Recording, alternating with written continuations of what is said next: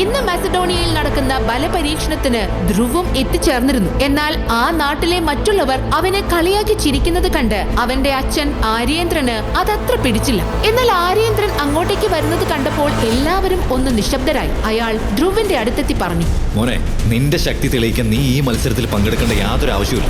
നിന്നെ ഞാൻ എന്റെ രാജസിംഹാസനത്തിനടുത്ത് തന്നെ സ്ഥാനം തരുന്നതാണ്. ധ്രുവ് ആര്യേന്ദ്ര രാജാവിന്റെ ഏക മകനായിരുന്നു. അവൻ തന്റെ 11ാം വയസ്സിൽ തന്നെ മസഡോണിയയിലെ ജനങ്ങൾക്ക് മുൻപിൽ 9 നക്ഷത്രങ്ങൾ തെളിയിച്ച് അവന്റെ ശക്തി വ്യക്തമാക്കിയതാണ്. എന്നാൽ പെട്ടെന്ന് സംഭവിച്ച ഒരാപത്ത് കാരണം ധ്രുവിന് അവന്റെ അമ്മയെ നഷ്ടമായി.